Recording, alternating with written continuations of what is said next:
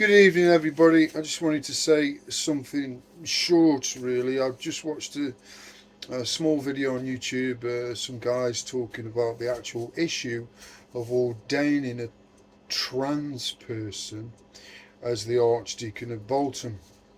And it's easy for us to get lost in the specific details because over the years, the church has ordained women, which clearly goes against the Bible. And it doesn't really matter what I think or anybody thinks, it goes against the Bible. Now, what's the problem with this is not the individual small issues, because they're not small issues. If somebody was to say to you that they saw somebody that they were 100% certain it was me walking down the street, and I looked down at a £20 note on the floor, looked back up and carried on walking and didn't pick it up. Now, if you told somebody that, they would say to you, wow, that's not Paul. That can't be Paul unless he's changed.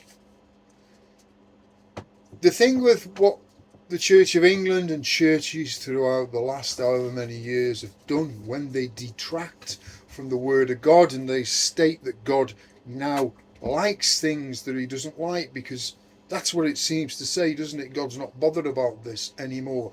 If we go to Romans 1 that warns us about sin, Romans starts to talk about sin straight away. It says that in Romans 1, the wrath of God is revealed against all unrighteousness, against men who suppress the truth in unrighteousness. Now, it goes on to say, I haven't got the text in front of me, but it goes on to say, they exchanged the truth of God for a lie, and they changed the image of the immortal God for an image of like corruptible man or four-footed creatures or whatever else. Now, if you can see what I'm saying, by changing the things that God has stated in the Bible and not obeying them, we don't worship the same God, because we've changed the image of God. Slightly, but over time it's been incrementally creeping in, and you will hear anytime soon people saying that God is a kind of a neutral gendered being or whatever else. So, this is not just about individual happenings, individual events, individual parts of rebellion. This is something that needs looking at from an eternal perspective. Romans 1, they exchanged the truth of God for a lie. They worshipped the creature rather than the creator.